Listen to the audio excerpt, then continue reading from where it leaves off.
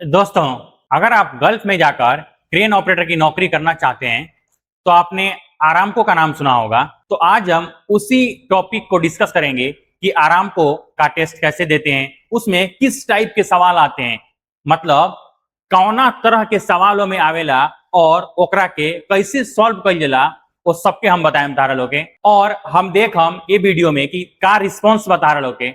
अगर आप लोग का रिस्पॉन्स बढ़िया रही तो हम पूरा आरामको की एगो सीरीज लेके आए तारा लोग खातिर, ताकि उससे काफी मदद मिले। तो हम सीधा अपने टॉपिक पे आ रहे हैं। पहले हम देखते हैं कि किस टाइप का सवाल आता है। तो ध्यान दीजिए। तो ये जो सवाल है वो कह रहा है use the grow range diagram. ये क्रेन का मॉडल है 8750B। रेडियस बराबर 8 मीटर, बूम टिप हाइट बराबर 32 मीटर, और लास्ट में पूछ रहा है इतना बताने के बाद what is the boom angle. मतलब आप इस्तेमाल कीजिए use the grow range diagram. Range diagram इस्तेमाल कीजिए। क्रेन का मॉडल ये है, रेडियस होना चाहिए 8 मीटर और बूम टिप हाइट 32 मीटर। तो बूम का एंगल क्या है? और ऑप्शन है आपके पास ए 50 डिग्री, बी 70 डिग्री, सी 37 डिग्री और डी 55 डिग्री। हम इसको चेक करने के लिए सीधा चलेंगे इसके 750 जो बी है इसके लोड चार्ट में, और वहां से हम इसको देखेंगे। तो हमारे पास लोड चार्ट है यहाँ पर, और हम देखेंगे रेंज डायग्राम में जाके 750B का कि 8 मीटर रेडियस और 32 मीटर टिप हाइट पे कितना एंगल आ रहा है। ध्यान दीजिए, यहाँ पर इसमें रेडियस है, यहाँ पर ये रेडियस मिल गया, और इस क्रेन का जो टोटल बूम है वो है 33.5 मीटर, और जो टिप हाइट का बात हो रहा है वो है 32 मीटर। क्रेन के बूम का जो टोटल हाइट है वो यहां पर आ रहा है, तो इससे थोड़ा नीचे होगा 32। अब हमें इस रेंज डायग्राम में ये देखना है कि यहाँ पर बूम का एंगल क्या आ रहा है। तो ध्यान दीजिए, यहाँ पे एंगल लिखा हुआ है 70, 60, 50, 40, 30, इसी तरह से 20, 10 और 0 डिग्री है। अब हम देख ले रहे हैं कि यहां से जब हमारा 8 के एंगल पे बूम है तो लगभग 70 प्लस का एंगल आ रहा है। तो हमें ऑप्शन में 70 मिल गया। तो हमें पता चला रेंज डायग्राम के हिसाब से कि जो हमारा आंसर होगा वो बी 70 का एंगल होगा। इतना क्लियर हुआ। इसके बाद एक दूसरा सवाल और हम देखते हैं। इस सवाल से क्या होगा, आपका कॉन्फिडेंस लेवल बढ़ेगा।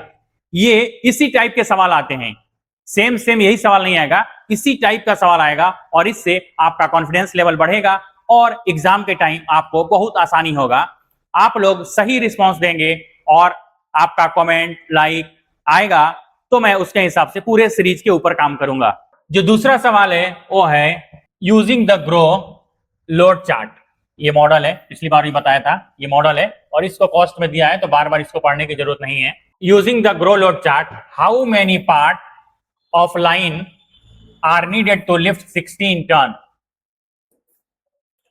यानी आप 8750B का लोड चार्ट इस्तेमाल कीजिए और बताइए कि अगर आपको 16 टन उठाना है तो कितना लाइन रोप होना चाहिए। मतलब को हाथ रोप भरल रही हुक में कि 16 टन उठा ले जाई। फिर हम जाएंगे वापस लोड चार्ट में और वहां पर जाके हम चीजों को देखेंगे कि कहां पर ये है लोड चार्ट में।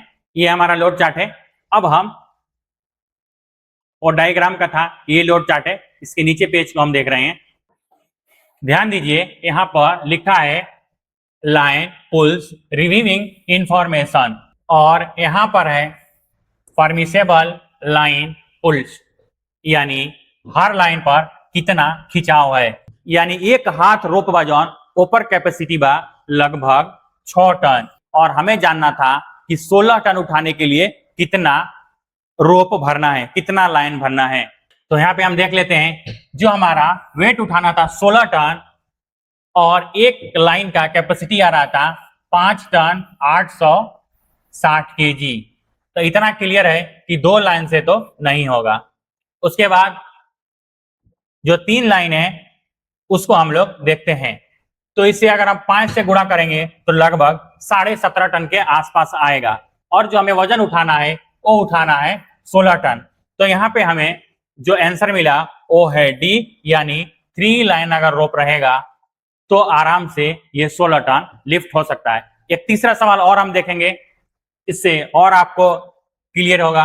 यहाँ पर जो तीसरा सवाल है वो कह रहा है using the grow load chart how many part line of are needed to lift 42 ton, यानी अगर आपको 42 टन उठाना है तो कितना लाइन की जरूरत होगी, कितना हाथ आप रोप भरेंगे। जैसा कि अभी मैं बताया कि जो ये मॉडल है AT750B, इसका एक लाइन का जो कैपेसिटी है वो है 5 टन 860 kg। तो अब आपको मुझे कमेंट में ये बताना है कि अगर 42 टन उठाना रहेगा तो क्या आंसर होगा। हम कमेंट में आपके जवाब का इंतजार करेंगे। आप अपना जवाब जरूर दीजिए और वीडियो अगर मेरा अच्छा लगे तो प्लीज लाइक कीजिए, शेयर कीजिए ताकि और हमारे भाइयों तक वीडियो पहुंचे।